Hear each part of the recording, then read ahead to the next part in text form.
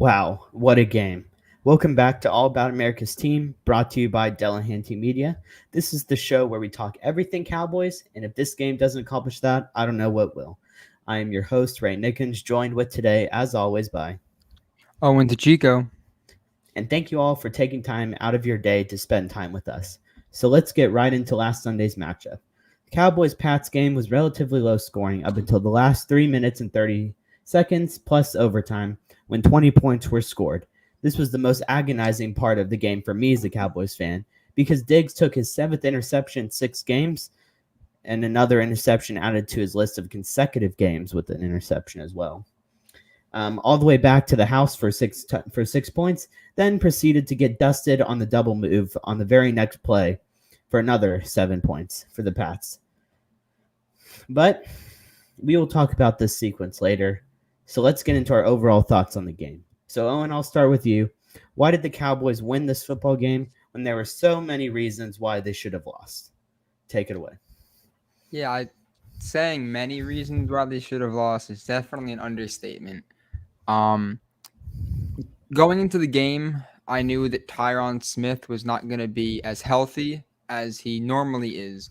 And normally, if you have been a Cowboy fan for several years, you know that whenever Tyron is injured, he tends to get a lot of holding calls, whether those calls are just because he is bigger than everyone else, so it looks like he's holding them when he's just manhandling them. That's another topic. But he kind of started off slow, and I always for the Cowboys, whenever they have big runs or big plays, there's always some nonsense holding or some call where you're just like, come on, guys, like do better.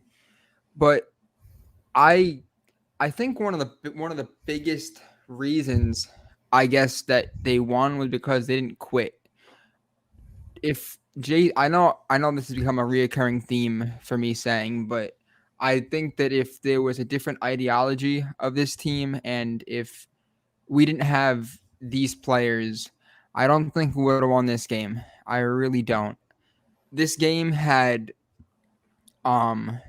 the 2019 Patriots game written all over it. Slow, ugly. I feel like that's a lot of the games that Bill wants. He's not gonna Bill with this team especially. He's not gonna beat you by just having a better team. He's gonna need to do things like with his cut blocks and just making it a very physical game.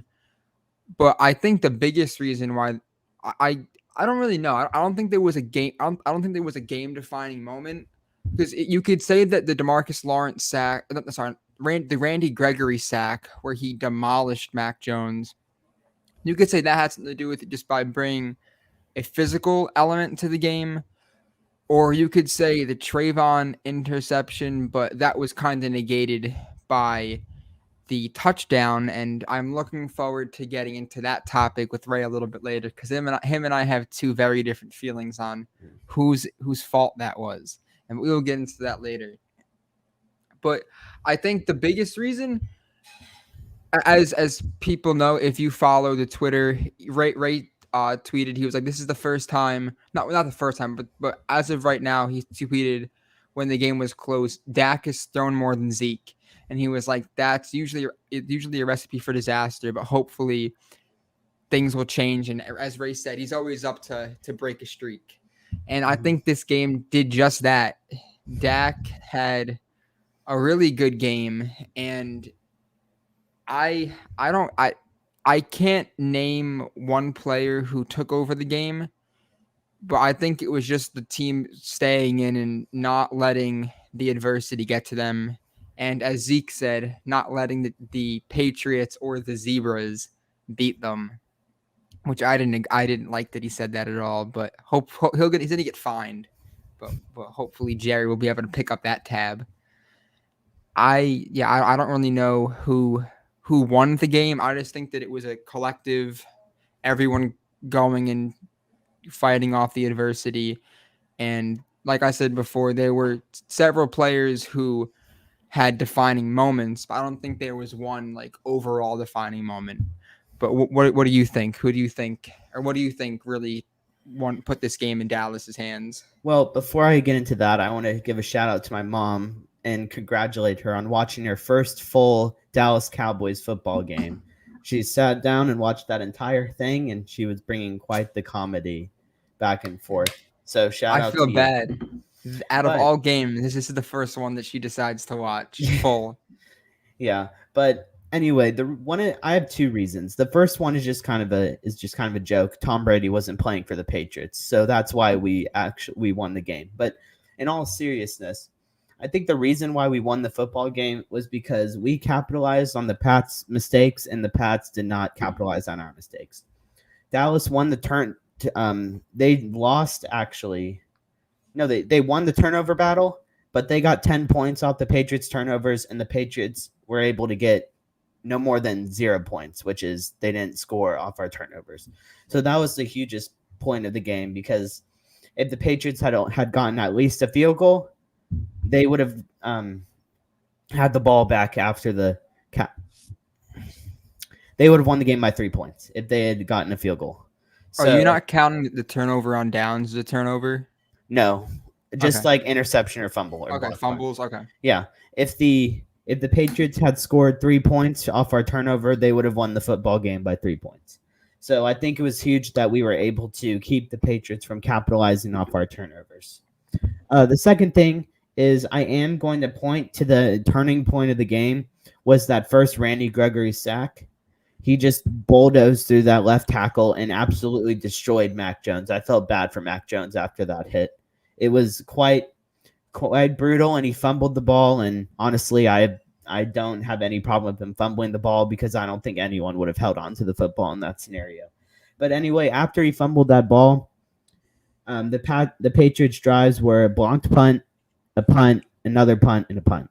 So basically all the momentum that they had in that first quarter, where we couldn't really stop them at all, and Mac Jones looked like top 5 quarterback. He actually completed 15 passes in a row, I believe, before Jim Nantz jinxed him. So he was actually having a pretty good game. But up until that sack by Randy Gregory, they just totally lost all their momentum and had 4 straight punts.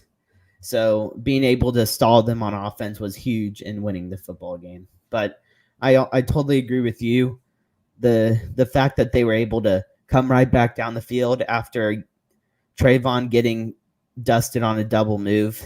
I hope he'll learn from that experience on not to get too greedy, especially in the 2-minute situation where I was taught in Pop Warner to not give anything deep, keep everything in front of you in that scenario. But hopefully he'll learn from that. One of his best traits is being aggressive, but we'll just get into that later. But hopefully he'll learn from that experience. But that would be one of those scenarios where the Cowboys would just get completely deflated. They just had that big, huge pick six, and then for them to give up that play after that, they would almost always, when I've watched them play, would lose that game. But so just to see them not quit and bounce right back and get that drive, kick the field goal was huge. But those were the two things that I took away of why they won the game, and that's basically all I got for that. Yeah, I agree that Randy was definitely had a big influence on that. Randy, he said that he played, he was annoyed because at one time I guess he came in as a nose tackle and went either to the left guard or the center, and the left guard or the center, like he speared him in the back or something with the video. If I'll send it to you if I find it, but it was definitely an illegal play. And Randy was not too happy about that, which led to him being a very, very angry defensive end. Mm-hmm. And yeah, I did not think that Greg the Leg made that field goal, but you and I had a conversation about this right after the game ended. I don't know if it was just my camera angle or if I didn't look at it right away, but it was like dead in the center. It looked like it was in like the bottom right pocket, and I was like, you can't do that to me. I've seen way too many kickers in the past just shank field goals. Like even 2 weeks ago, where a field goal kicker couldn't can make a kick to save their lives. And here Greg is making some great kicks. Especially after he pulled his first one way left. So that Yeah, was excellent job for bouncing back. I know his kick was affected by there being no protection for him to kick the field goal. Yeah. But still, even after missing a field goal, to come back and make that one to tie and go into overtime was very huge. So kudos to you, Greg. Yes, indeed. And like you said, there was no help on the right. So if he kicked the ball straight, it would have been blocked. And so the only thing he could do was curve it to the left or kick it differently just so that it didn't get blocked. Because if that got blocked, I don't know if there was anyone that could have caught up to anyone that could have jumped down or anyone that could have caught up to whoever received it. But anything else you want to say? Because I have a few things that I saw after the game that I kind of want to hear your thoughts on. No, let's move on. Let's get into this. So the first thing is that Dak in overtime is 18 for 18, like in overtime throughout his career. 18 for 18 for 214 yards, averages about 12 yards per attempt, has 3 game-winning touchdowns, 0 sacks, a passer rating of 155, and his only loss in overtime was to Houston when Jason Garrett decided to punt on 4th and 1 at the Houston 42. And I remember screaming at Jason when that happened, but I didn't even know that Dak was 100% passing the ball when in overtime, which is really great. So that's the first thing that I want to get your thoughts on this to see, because I know that you have been one of Dak's biggest critiquers, whatever the word is. So he's perfect in overtime? Yeah. Well, that's quite an impressive stat. How many overtimes has he been in? 4. He's won 3 of them, and then he only lost was to Houston. Yeah, that's a pretty impressive stat. Not a lot of quarterbacks can say that they're perfect in overtime. So kudos to him. And Tyler Beattis, I know that I have given him a lot of. I've been a little mad at him for what he has been, his performance. But after giving up 11 pressures over his first 3 games, he's only allowed 1 in the last 3. And I think a lot of that has to do with the last 3 teams. Their defensive tackles aren't that great, because the first 3 weeks he went up against top 10 defensive tackles. So good job on you, Tyler. Way to really shore up the center. Now the only position on the offensive line that really needs some help is the left guard, because I don't even know what to say about Connor Williams. He gives up so many bad holding calls late in games that really changes up the game. And I have 2 more, and then 2 more, and then we can go on to what you want to talk about. This was any team coached by Bill Belichick. This past Sunday was the most amount of yards that any team has given up through the air, and Dak threw for 445 yards, which obviously with overtime, that kind of was anytime a decent quarterback, a top 15 quarterback has 4+ quarters, they're going to rack up a lot of yards. And do you remember the Hunter Henry touchdown in the first quarter? I do. Yeah, so Malik Hooker was guarding him, and looking back at it, was a little bit of a push off by Hunter, but that's no big deal. And KZ was the safety that was supposed to be just, I guess, protecting that deep third. And instead of jumping in front of the ball, he went to Henry, and he could have been in a position to intercept the ball, but he did not. And this past weekend was not his greatest game. And hopefully he will be able to build off of it, because obviously the Cowboys have a lot of depth at safety, but he's up to last game. He's had a pretty good first 5 weeks, and hopefully he'll be able to get over the adversity and get better because of it. Yeah. And so I'll just go through these one by one. So But in regards to Connor Williams, I feel like there's a routine theme on this show where there will be one offensive lineman other than Zach Martin or Trey Tyron Smith. Gosh, I don't know why I couldn't remember who his name was. He's been on this team for 12 years. But it just seems like every week there's always a different offensive lineman to pick on. So I mean Connor Williams, he's always been the offensive lineman that's easy to pick on, that plays a lot. Terrence Steele, other than the last few years, isn't supposed to start. He's started based on injury, but Connor Williams has had a lot of time starting. So he's kind of the main offensive lineman that is picked on. But I mean, I think all of our offensive linemen are fairly good. They do their jobs well. But I guess if you could look for an offensive line change, that's where you would go, just because of the inexcusable holding penalties. And he should have really gotten 2 holding penalties on that one play. I think he had the holding and then had something after the play that they could have easily called after the play holding and given them another 10 or 15 yards, and that would have been detrimental because I believe that would have put them. They wouldn't have been able to kick a field goal on that drive. But yeah, I mean, there's always ways for him to improve. He looks great at sometimes and looks bad at other times. So I think consistency is the main thing for him. As for the Bill Belichick passing yards, this is definitely by far his worst secondary that he's ever had. And they couldn't really they had no business staying with Cooper or CeeDee Lamb or Dalton Schultz even, or Cedric Wilson. Everyone kind of had a field day. Well, I guess not. Cooper didn't have a field day, but he had 10 yards per catch, which is a very solid stat on the road. But I think what would have really helped them, and I'm really baffled on why they didn't do this, was blitz more.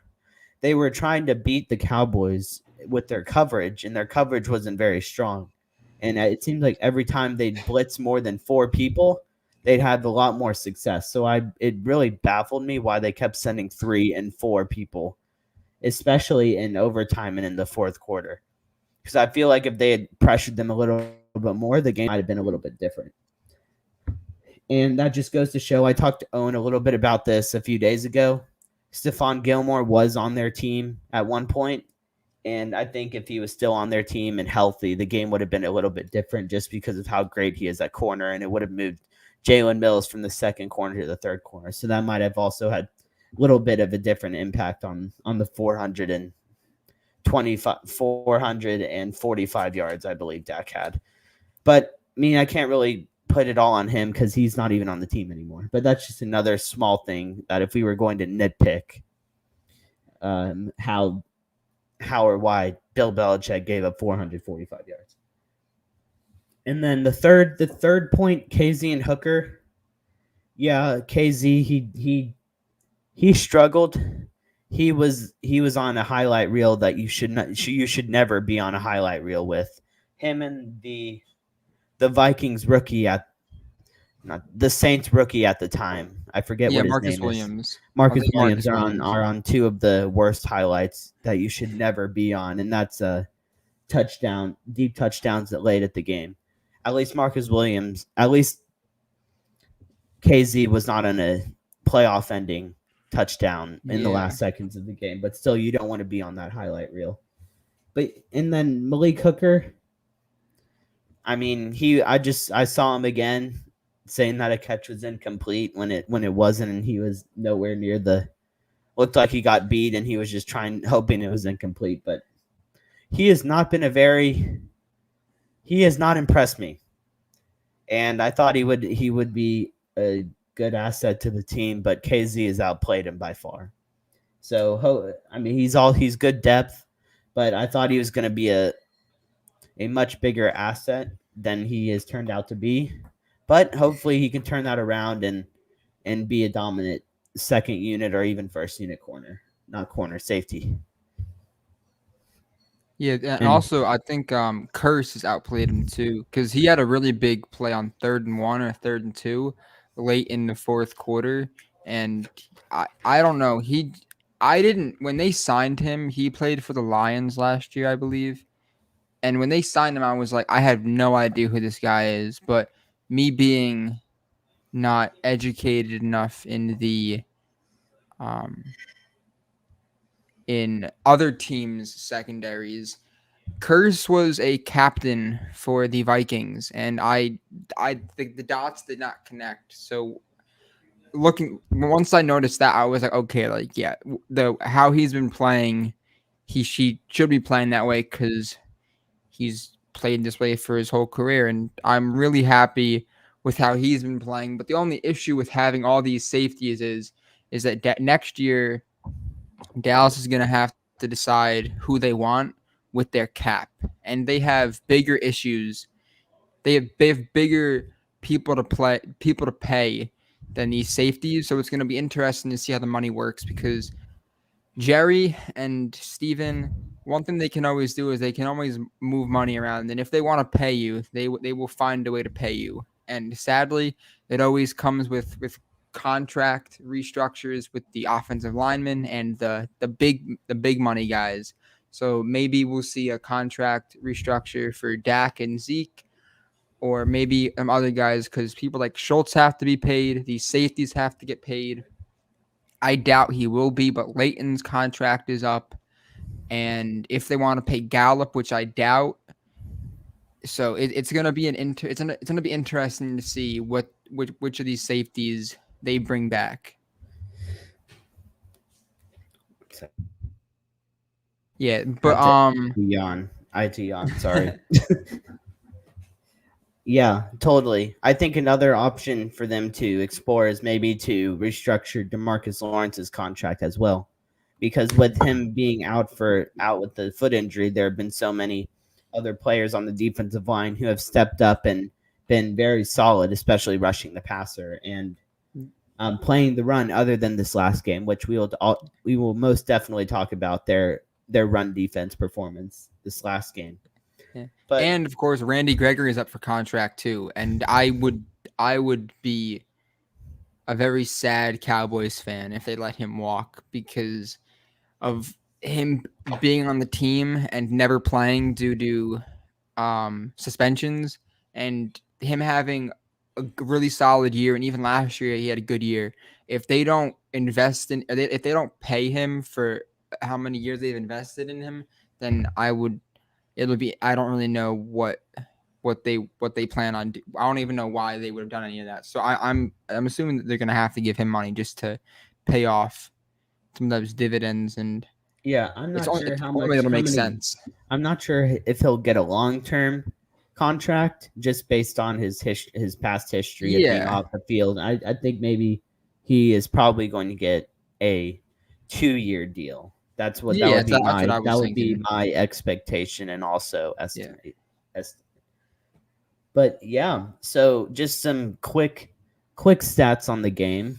Like Owen said, Dak had 445 yards, 3 touchdowns, had that 1 interception early, 36 of 51, solid completion percentage. Zeke 17 for 69. He did not get the 100 yards that I predicted, but I still believe that other than him getting stuffed 4 or 5 times trying to get 1 yard, he did run fairly hard, and his 69 yards were very beneficial, I think.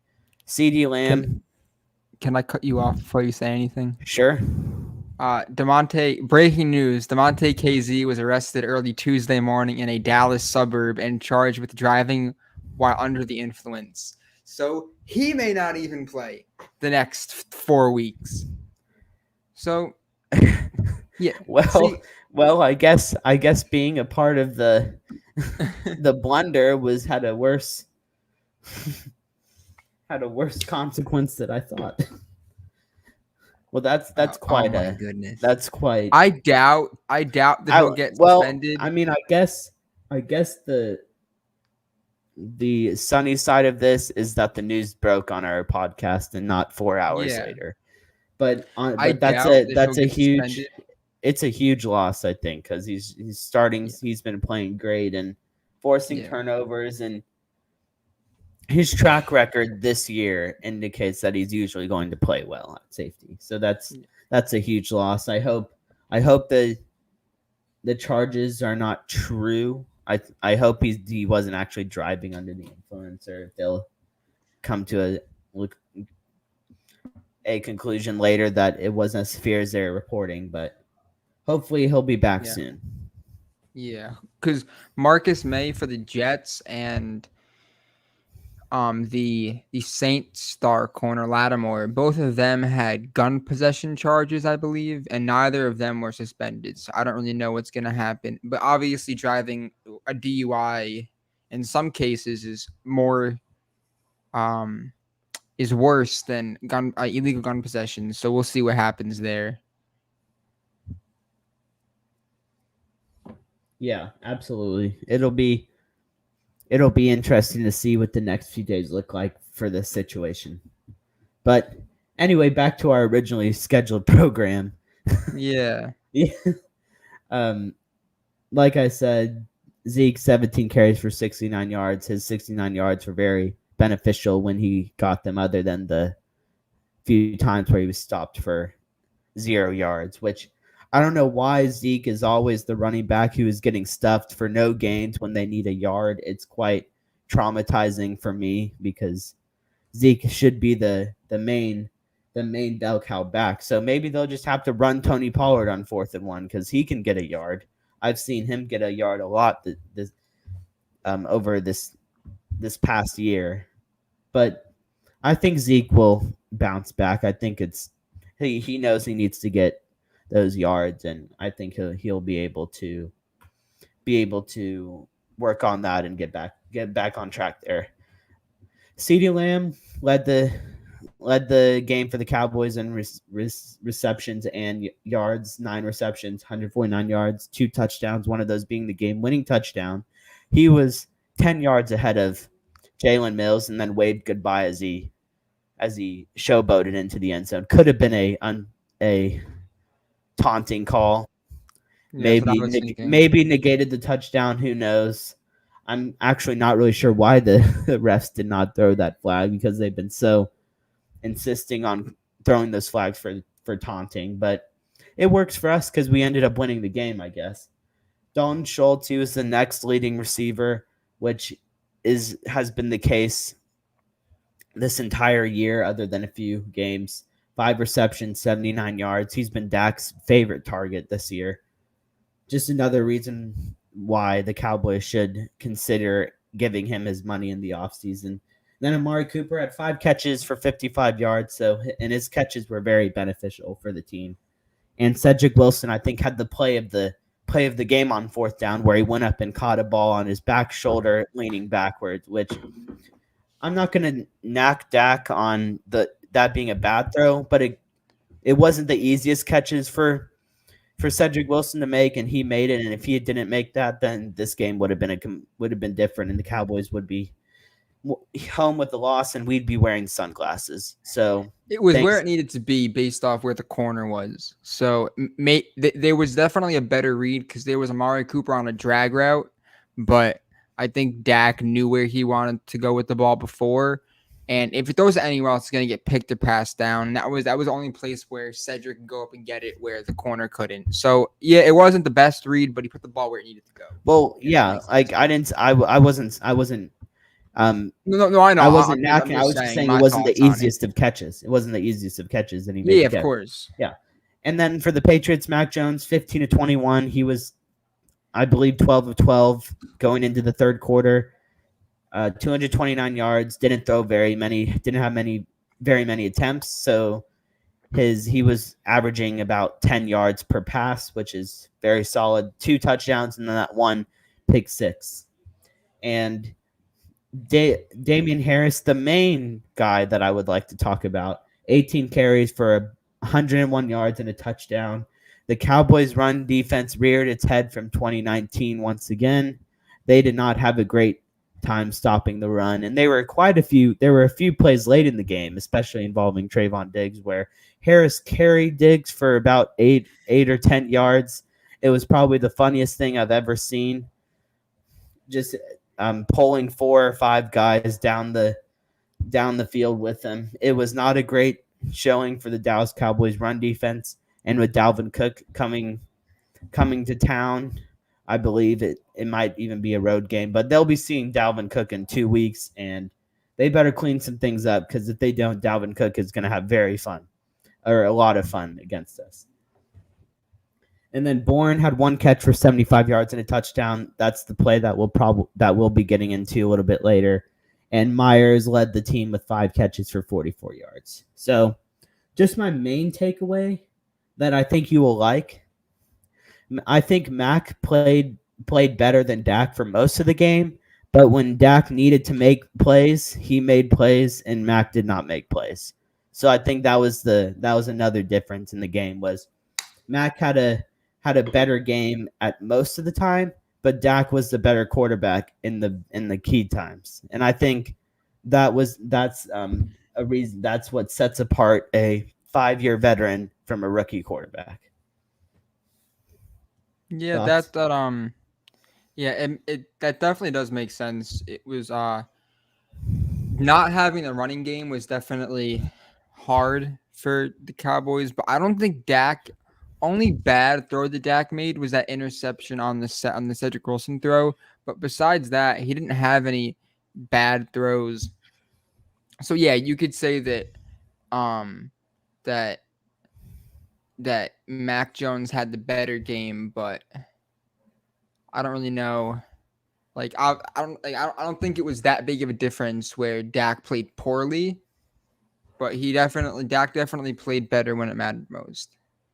Yeah, neither quarterback played poorly, but both quarterbacks had very good games, especially with Mac Jones. He really only made 1 mistake, and his mistake turned out to be a touchdown, and it wasn't a bad read. He just overthrew his quarterback by a small margin, or not quarterback, his receiver by a small margin, and it ended up being taken to the house by a corner that's very hot right now, in Trayvon Diggs.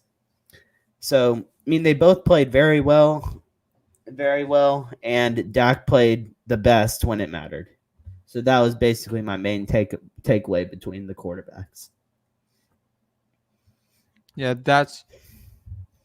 I definitely agree with everything you said. But besides that, one person that I want to talk about outside of all that was the Dallas punter. He had 1 punt for 51 yards. I don't think that Chris Jones, especially with his abdomen hernia or something like that, he had an issue with some muscle. But it's good to finally have a punter that can make some decent kicks. I don't have to worry about him punting from the 20-yard line and them getting the ball back on the Dallas's 40 or Dallas's 50 or Dallas's side of the ball. So it's like could probably be like a dumb stat to look at, but I think that it definitely helps with field position and things of that nature. Yeah, especially with the position of punter, where you really don't want to pay attention to the punter, and if you're not really paying attention to the punter, that means the punter is a solid punter. I know Pat McAfee is very keen on giving punters their respect because nobody really talks about the punter, but I feel like the reason is because when the punter is doing their job and kicking the ball at the corners, not giving up any returns, not punting the ball to dangerous return guys, and getting a lot of punts inside the 10, then it's really just wow, we have a great punter. We can rely on him to have a good punt every time. Yeah, of course. So, why don't we get into the Trayvon Diggs, Delahanty, KZ, and then after that we can get into the horrid run defense. So, I personally think that it's KZ's fault, but with him having some off the field issues, I will try not to burn the guy too much. I think he's gonna be burned enough from Jerry and company. So, I think a lot of people know that Trayvon is not. He's not the best coverage wide corner. He's the best. He has the best hands, and we all saw that when Jamal Adams had to go catch a pick and hit him in the face mask. After calling himself the best in the nation, which I thought was quite funny. He called himself the best in the nation. people have assumed that because it was a football player it was like a video of him calling himself the best player in the nation, and then he was sad his life was ended due to I don't know. I don't think it was like self-harm, but I don't really know what it was. But yeah, there was some Twitter, like some verified. I'll send you it after So we was wrap he up. just was he quoting someone He was else? paying homage Oh, okay. to Then the. never mind. Never mind. I Never think mind. like Jamal hasn't come out and said it, but there a video of the kids a video of the high school football player saying it was surfaced, and people put two and two together. But I'm not 100% sure Okay. if that's what Well, Jamal was doing. yeah. If he Then I'll was, just then good for him. But if he was not, then we need to rethink some things when yeah. we're. I'll just retract my statement for now until I actually know exactly why he said those things. So obviously, Diggs the pick six went right through the wide receiver's hands, and I don't think there are a lot of corners that can make that play. I don't even I don't think Diggs last year could make that play. He had a bad case of the drops last season. So time things right. I'm going crazy. I'm sure Ray's going crazy, and then right after that, Mac Jones just throws his longest pass of his NFL career. And at first, when you look at it, you're like, wow, Diggs gets burned. And then when they replay it, you see that there was some type of double move, and Diggs bit, which, okay, go clean that up. But I'm not going to like yell at him for that because that's kind of the same thing that happened on the. Is his first name Kadarius Toney on the Giants? Yeah. Yeah. Yeah. So like he bit on that, and then everyone was talking about how bad Diggs was, which is pure ignorance. And if I think the coverage was covered, there was one high safety, and the high safety was KZ. And so he started off on the left side of the field away from Diggs, and then he rotated towards Diggs, and he took a really bad route to the football, and he should have picked it off 100%. If he was in the right position, easy interception. Diggs thought that KZ was supposed to be up, was supposed to be over top, so then Diggs didn't, and then he pointed at him as soon as he caught it because he was like, "Why aren't you here?" And then Diggs ran after him. And for all you people that care about Dallas Cowboys players' social media, Trayvon said something like, "That's like all me. Like I like that's 100% my fault," which I like because that shows that that he's a leader on this team and he's not gonna, even if he thought that it was KZ's fault, he's not gonna throw him under the bus. And then KZ reposted that and said like why, like don't take fault for something that I did, like it was my fault. So I don't really know what happened. The cornerback coach said it was a miscommunication, that it will never happen again. So I will trust him. But personally, I think that it was definitely KZ's fault, but Diggs will definitely have to sure up some things on the double move side of football. Yeah. So KZ definitely has some reason for blame because when you watch the tape afterwards, he went around the route to try and make the interception. And to me, I mean, after seeing, I was not thinking this at the time of the play, but the day after the play, when I was watching the video, I was thinking, why on earth would you run around the route to make an interception by just going under the route and making the interception? So I don't know what he was thinking there. I don't know if he was trying to play for the tackle, and also the interception just got his mind congested with thoughts and just lost where he was. But I'll take what the cornerback coach and what KZ says to the bank and just trust that they'll get that cleaned up. But for as of who was to blame the most, I'm going to go with Diggs. And the reason why I'm going to go with Diggs, even though after seeing the play and seeing the horrible angle that KZ takes, you're as the corner, especially in that situation, there's no way in any scenario where you should be trying to jump an underneath route with 2 minutes to go in the game, because like you're not to, it's a 2 minute drill. I mean, I was taught in Pop Warner and flag football when I played football. You don't give anything deep in the 2-minute drill. Keep everything in front of you. Don't bite on anything. Play very conservative. And usually, I mean, that's usually why a lot of teams they'll move down the field pretty easily, is because they're just so worried about giving up the big play. But you're not going to give up many big plays if you're playing everything in front of you. And Diggs and Shannon Sharp talked about it. I'm sure a lot of other people on the media talked about it. But he's a gambler at corner. He's gonna try and jump things. There's some film of him against the Panthers game where he just completely left his man to jump a route. If Sam Darnold had eyes, he would see. I forget who it was running wide open down the sideline for an easy touchdown, but he didn't look that way. He went over the middle and it was picked. But Diggs is going to leave assignments. And I think in this scenario, he just completely tried to get another pick. He got a little bit greedy, and all of a sudden Bourne is running down the sideline. And even though the safety should have been there, you can't rely. I mean, you should be able to rely on your safety, but you should, especially in the 2-minute drill, you shouldn't just expect someone to be there. You need to be conservative and say, if this guy is going to miss this assignment, I'm not going to mess up my assignment. And he took the risk and expected KZ to be there, and it ultimately burned the Cowboys for a touchdown.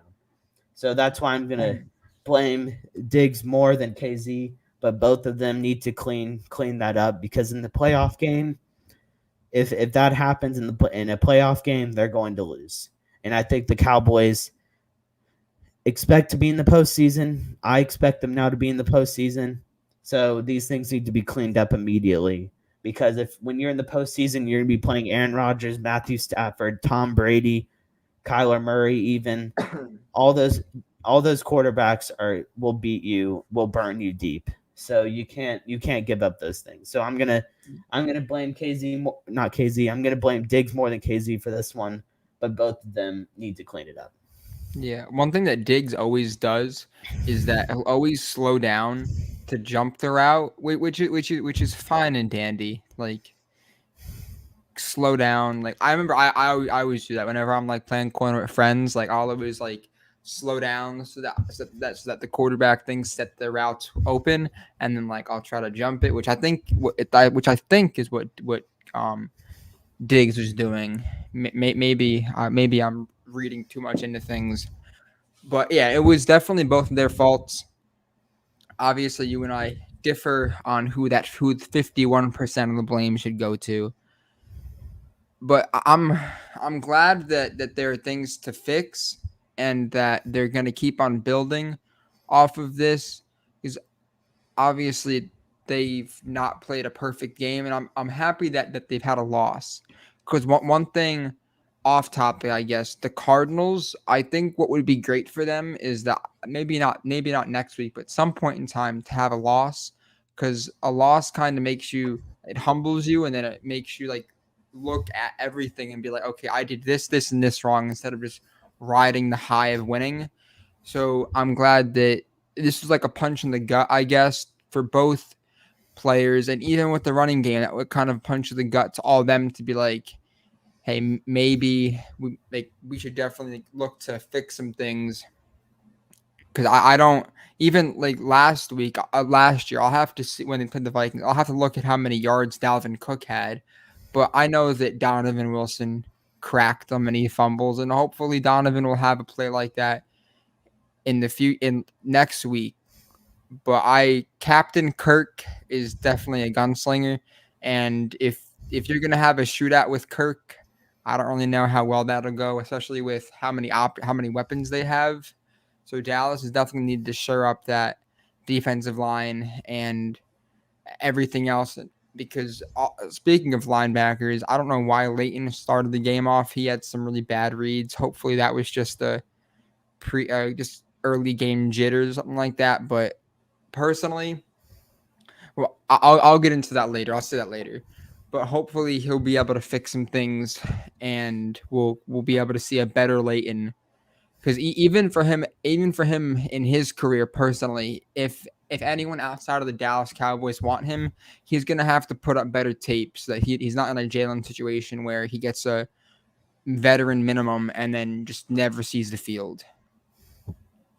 Yeah, absolutely. So, in regards to the running game, I think the running defense has been the same all year. We just haven't played the McCaffreys and the Saquons for an entirety of the game. And I think really their best game was against the Bucks when they forced the fumble from Ronald Jones and just kind of got that game turned into a passing shootout early. So there's not much tape, but I think they did a great job of clogging the lanes in that football game. And now the Bucks are kind of getting into a groove of running the football better now. But I think especially with Dalvin Cook coming to town, it's gonna be very difficult for the Cowboys defense, and this is gonna be the test for them to see if they're the real deal on defense because they're coming in. It's the quarterback is not Tom Brady. Dalvin Cook is the running back. Justin Jefferson, Adam Thielen. It's gonna be a tough test. Trayvon Diggs is gonna have his hands full. Anthony Brown's gonna have his hands full. Jordan Lewis is gonna have his Kelvin hands Joseph. full. Kelvin Joseph, if he wants to play, he'll have his hands full. And so it's just gonna be they're gonna have to make sure a lot of things are taken into account because they have to have the running defense figured out, and they have to know where everybody is on the field in the passing game. Because Kirk Cousins, this is probably his best year by far as a quarterback. He usually starts off the year his track record has shown that he starts off the year slowly, but this year he's really come out strong, low interceptions, high touchdowns, and high yards. So it's going to be a great test for the Cowboys secondary to match up with Kirk Cousins because I think he's a very good quarterback that's often overlooked, especially because he played for Washington and he struggles on Monday night. Everyone knocks him for that. So they cannot underestimate the Vikings here because if they underestimate the Vikings, they could easily end up with a loss. Just because I think that game will be their toughest game for a little bit. Yeah, it's the Sunday night game too. So I'm looking forward to seeing Jim Nance and Chris Collinsworth call that. I always like when they call games.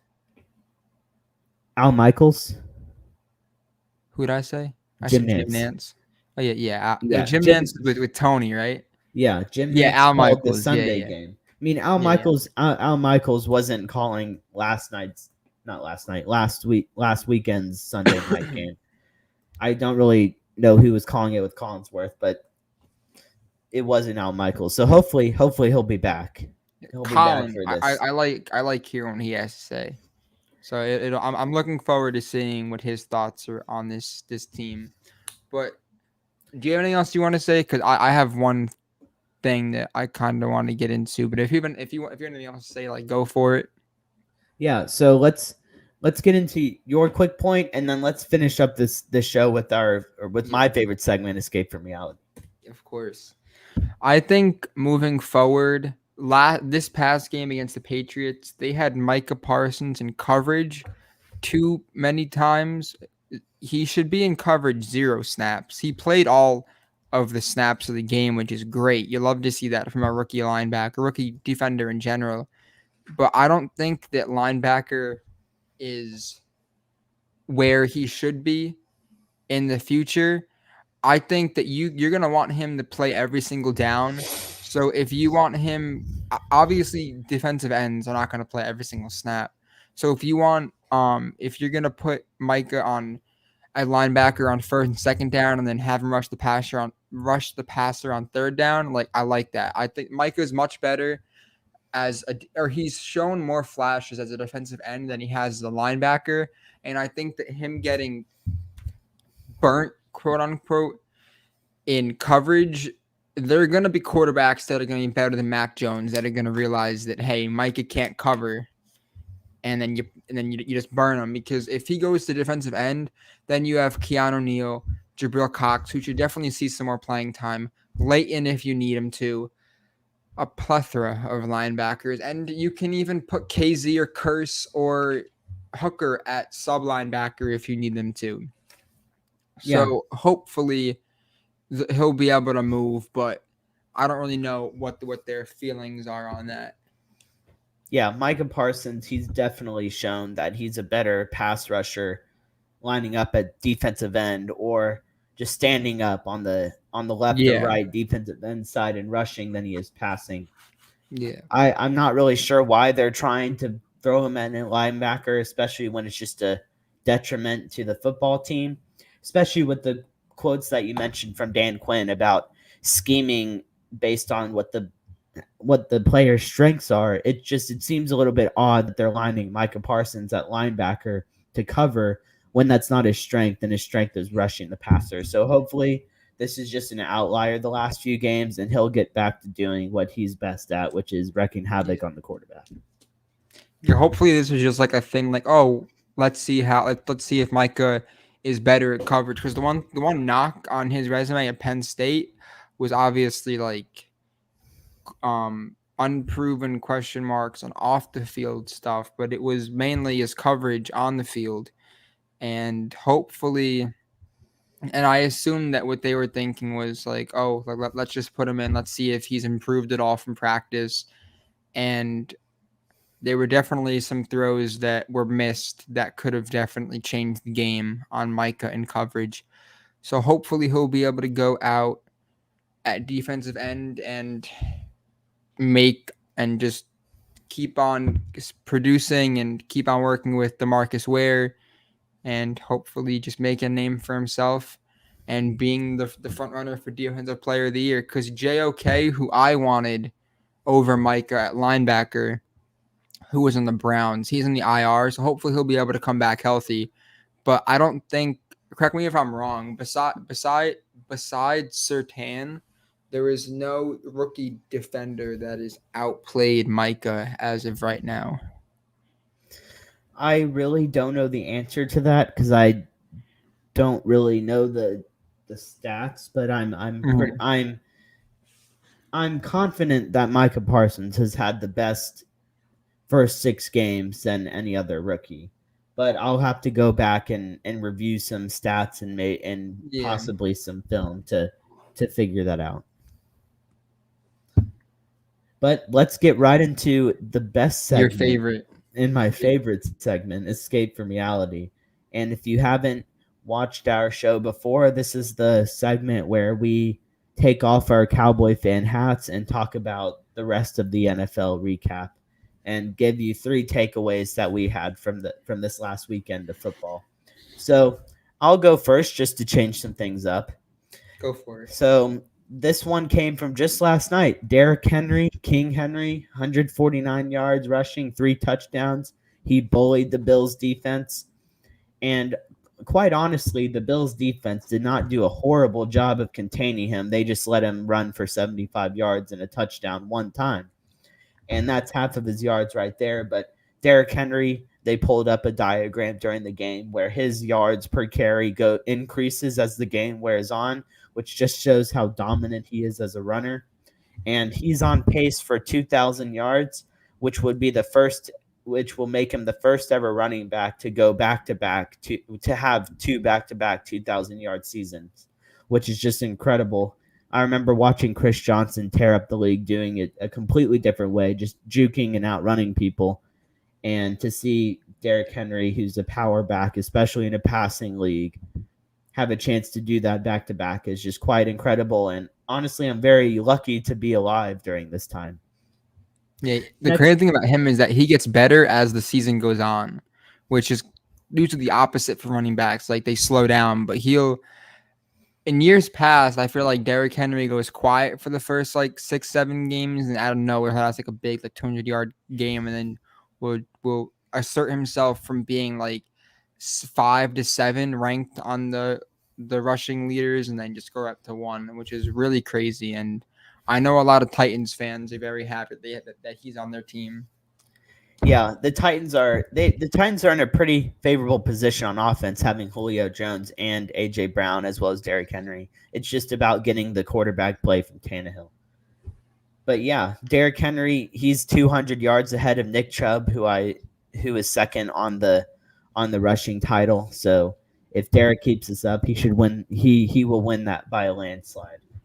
Next thing I have is Captain Kirk, who had a very solid game, 33 for 48, 373 yards, 3 touchdowns, no interceptions.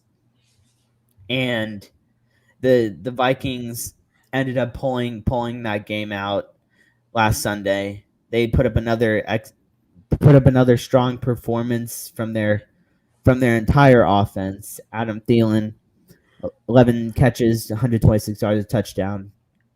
Justin Jefferson, 8 catches, 80 yards, no touchdown, but still very efficient. And really, the Vikings they're just a dangerous football team. They're one missed field goal that could have been a made field goal from being 5-2, 4-2, from being 4-2. So they're gonna be a dangerous team in the NFC as well if they can continue to produce on offense. And my last thing I have is the Cardinals-Browns game, which was not what I expected at all. I know Nick Chubb was out, but I was expecting the Browns to put up a little bit more of a fight. But that just goes to show how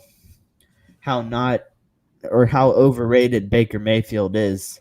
He was once again put into that situation where we need you to carry our football team. We don't have our best asset. Our running game is diminished. We need you to throw the ball. And he wasn't able to stay with Kyler Murray. He had 3 turnovers by himself, an interception, 2 fumbles, and Kyler just took advantage of those turnovers early and had 3 quick touchdowns, and the game was pretty much over in the first quarter. So it just goes to show how dangerous the Cardinals are on defense and offense. If you turn the football over versus the Cardinals defense, the Cardinals offense is going to get points on the board on that drive after. So they're a dangerous football team in the NFC for sure.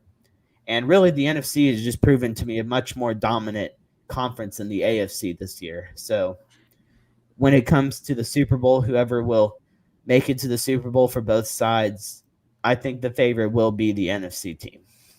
Yeah, 100%. And speaking about the running game, Kareem Hunt is out on the IR, I believe, for a calf.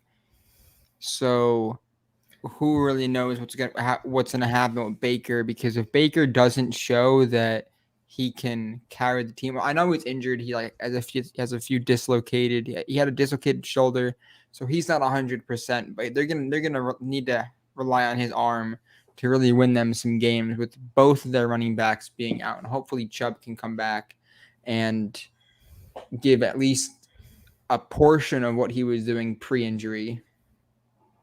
Yeah. And also when you have Odell, he has Odell Beckham Jr. on his team, and he has not been able to get Odell the football. And when Odell was playing with the Giants, he was playing with a deteriorating Eli Manning, and Eli Manning was able to get the ball deep to Odell Beckham Jr. So the fact that Baker, who's young, he's got a lot of pep in his step, he can throw the ball pretty far, as we saw from that Hail Mary last Sunday. He just can't get Odell the football. So I don't know if that's just like a connection issue, if they're not vibing, if they're not on the same page, but whatever it is, it needs to get fixed, or they just need to trade Odell, because honestly, I feel bad for Odell, because with his talent, for him not to be getting production, especially in an offense where he should be getting production, it's just wasting away his talent at this point. Yeah, 100%. Yeah, definitely. It's very weird. Hopefully they'll be able to get some draft capital or a halfway decent player in return for him. But for me, my break from reality, my first one, Trevor Lawrence, congratulations on having your first career win. You earned it. You really beat a great Miami team. So good for you. Excellent you work. Beat out the best quarterback in the league, Tua Tagovailoa. Excellent. I hope the waves in Jacksonville are perfect for your surfing this week. Definitely. Yeah. Ray and I, we did a NFL franchise, and I got the Dolphins, and Tua was traded within the first offseason. So Tua, I hope you turn it around, but that was not the greatest win. And also Brian Flores may be on his way out. So hopefully things in Miami figure themselves out. My second was Rodgers telling the Bears crowd, "I still own you." Great job, Aaron. You're really, really, really great. Really way to prove the world that you're not a diva. Well, I mean, when you're 22-5 versus one team, I think I would be doing the same exact thing as Aaron Rodgers is. And they've probably had 22 quarterbacks in the past few years. So. Exactly, but I mean, he can't take He the can't blame even for name that. all of them. He tried to name them, and he couldn't name all the Bears quarterbacks. The only quarterback he needs to be able to name is Jay Cutler. This is true. Ray's favorite quarterback of all time. Yep, Smoking Jay. Nice. He's quite a famous human being in the NFL as well as the media. Yes, 100%. And my last one is the Chiefs. The Chiefs game. I in a group chat with Ray and all them. I am probably Patrick Mahomes. One of his biggest critiques. Half of that is me just being like, most of the stuff he does is like not the greatest. Other half is just to rile up the crowd and get them all annoyed on a Monday morning at 9:00. But they was tied, I think 13-13 going into halftime, and Patrick just, I think what was it, 31-13 end of the game. So kudos to them you, by Patrick. 28 points, I believe. Yeah. 28 unanswered points in the second half, I believe. Yes, which is great. Speaking of Patrick, go talk to your brother and tell him to get away from Sean Taylor's memorial, please, or the number on the field, please. Tell him to go away and tell him to delete his TikTok account, and he can join Juju on the couch and never make a video ever again. And his wife and his mother can all go away. I don't understand. Just tell your family to relax. Yeah, his wife was like, they need better wide receivers, and then his mom was like, because on the Tyreek Hill, like, where he dropped it, she was like, on passes that the wide receiver drops, they should be counted as fumbles against the wide receiver, not against the quarterback. And I was like, it's like, ma'am, you're probably like 70. Go back to sleep, please. Stop. Go away from your Twitter account. I mean, if she wants them to be fumbles, and I guess the defense can just recover those fumbles, and then the possession would be over. Take them back. I don't understand. I feel so bad for him and his dad too. Yeah, it's quite. I mean, Aaron Rodgers. Aaron Rodgers ended that pretty quick. There was a report that came out a few years ago where Aaron Rodgers had not talked to his family in eight-ish years when the report came out. So, I mean, hopefully Mahomes won't have to do that because family is important. But if it's making you play worse and deteriorating your image, and then I don't know. But because his brother was on The Bachelor or Bachelorette, and that's when people really started talking about it when it came out. Yeah, but anything else that you have? No. It was a really great week, and Ray and I were talking about what to do for the bye week because obviously the Cowboys aren't playing, and him and I are going to do a big, I don't know, like for the Cowboys because of their bye, a good 6-week status update on how they're doing, and it's going to be really cool. I'm looking forward to compiling all the stats and stuff and giving grades on all the players, and I think we're also going to do is who the rookie of the year is for both sides, like MVP and all that stuff, and maybe we'll even dabble into NFL MVP and give some grades for other teams too. But we'll leave you all on the edge of your seats for that one. Absolutely, and that's going to do it for this episode. We had a lot of fun talking about Dallas's 5th straight win.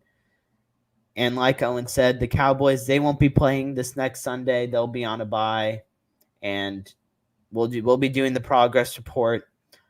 So just be looking out for that.